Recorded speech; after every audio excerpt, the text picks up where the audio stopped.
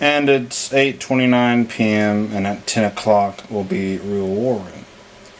But during the time being, I will be showing a reel to reel in this video. Okay.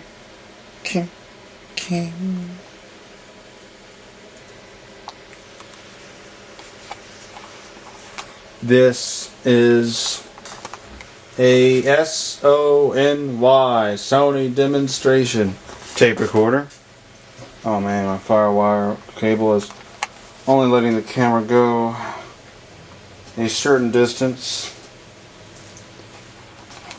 I know, I apologize, I'm not using a tripod in this video. You guys are going to be like, come on, you got a tripod right over there, why don't you use it? But, oh well, anyway. This is a very nice reel. It's a Sony model TC-651. Got it from an estate sale. Now I got this, I think, in December of 2009. So why this long before you see a video? Who knows? It just is. It's got a plastic cover that goes on it.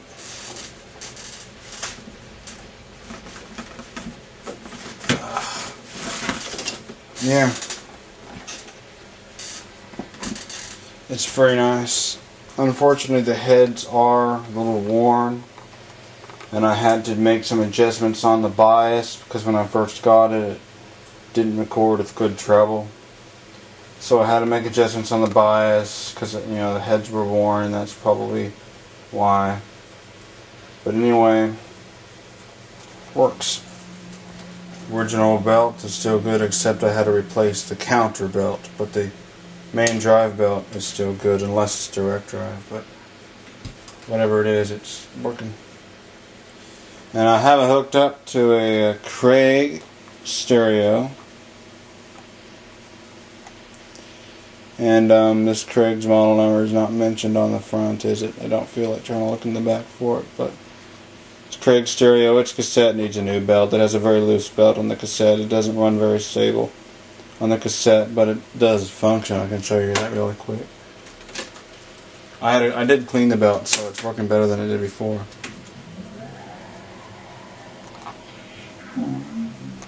But as you can hear, it does a very bad job at playing recordings at good speed. Okay, I understand the allure, the nectar of the young berry. See, it's pretty bad. That was recorded on a different recorder. But back to funnel aux on there. Yeah, I know I'm taking forever. It's already 3 minutes before I even start to play this thing. That's the ridiculosity of this. If that can be a word. The ridiculosity of this.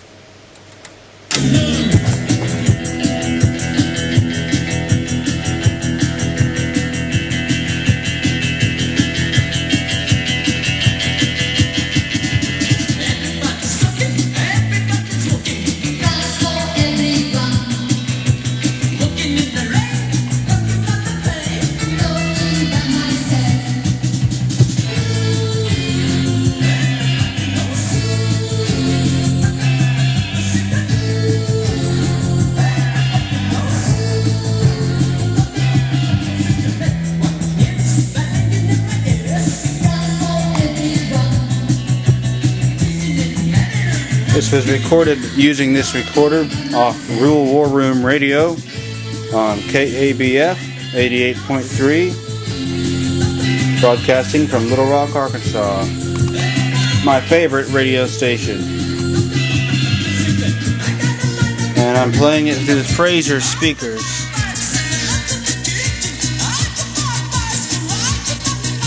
It's so dark you can't see it.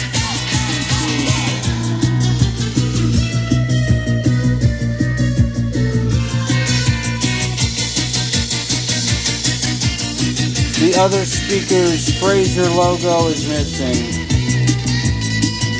They have a bass reflex speakers. They have a porthole, thin rectangular porthole there.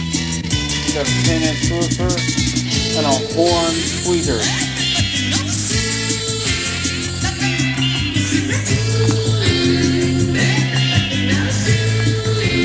Yeah, this was recorded a week ago, Tuesday night. Auto reverse.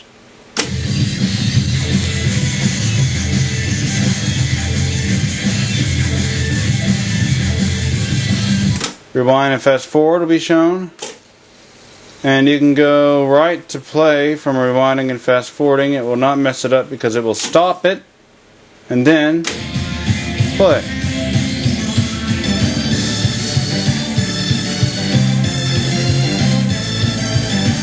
Oh yeah. Fast forward. Doesn't play because the brake doesn't do as good on fast forward. I have to do that and then it won't.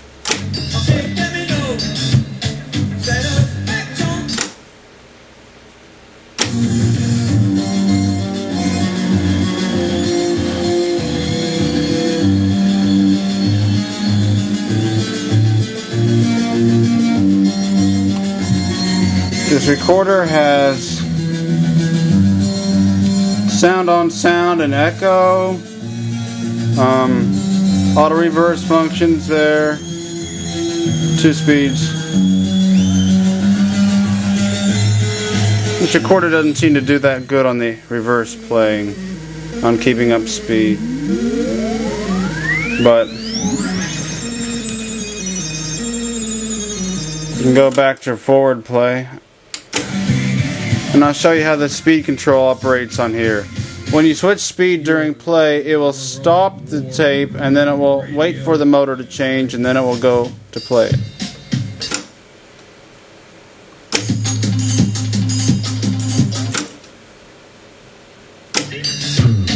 So that's a pretty cool feature.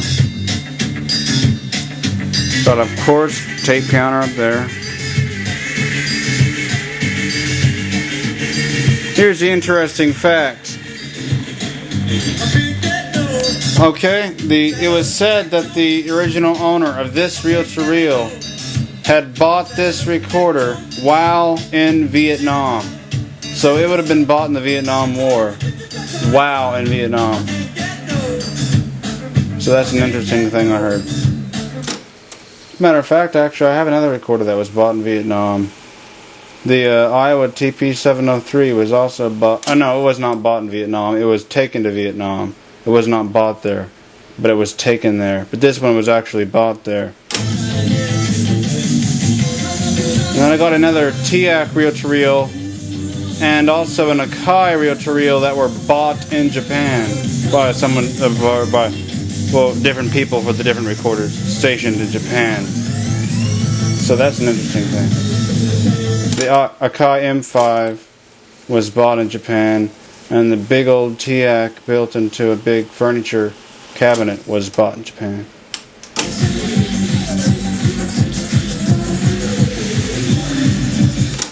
This recorder is probably from the early 70s, early to somewhat mid 70s, I'm guessing, from the styling and the way it is.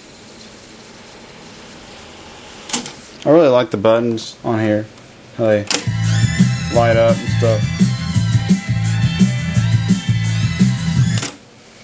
Really, really cool. When you record, the record button lights up too. But I don't want to record over this tape because this is very precious. I'm not dare record over this because I will transfer the most favorite songs out of those onto a cassette to listening on the go. And now, if you've been watching my videos lately, I'm sure you're all accustomed to this particular viewpoint. Anyway, I hope you enjoyed the video of this reel-to-reel tape recorder. And it is a Tuesday night, and at 10 o'clock it will start. And luckily I found some good tapes I can use to record Real War Room on. I'll probably be using a TIAC to record it though. See, on a side note, I recently got some tapes from an estate sale. Some of the tapes were good tapes. Others were utter crap. And I'm not joking. 2 tapes of certain types that I found under this particular realistic concert tape type, this particular one, you know, and the Shamrock tape. Both have these black reels. Both of them. These black reels. And they got this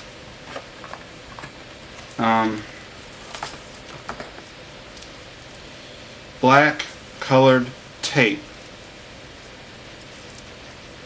The back end looks very rough, and the oxide part is just kind of a black like color, not brown. These tapes are the worst reel-to-reel tapes I have ever used.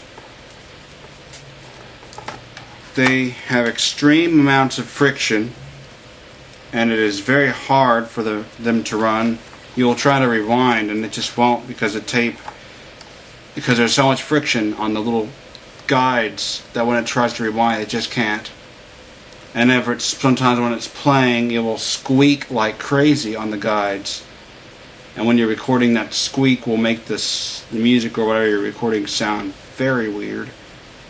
And also, the oxide just sheds off easily in such a way that all the guides and the tape heads will quickly get very, very, very dirty. And very quickly it happens. I wound one of these tapes onto a 3-inch reel for a portable. My first couple of recordings on there sounded okay, not as good as with a better tape, but they sounded okay. Shortly after, though, the recordings got more and more weak and distorted until finally I couldn't record any more things on it at all. And to rewind, it didn't want to rewind good, it seemed. Whenever I took the tape out and I went to clean the heads, the amount of filth that got on those heads, black filth from these tapes, was so much, it was just no wonder. No wonder. No wonder it went weak and distorted and then finally just didn't record anything. So these tapes, if you ever are searching for reel-to-reel tapes and you find these particular types, don't get them. Even if they're for free, don't get them. They're crap. They're no good. Bye.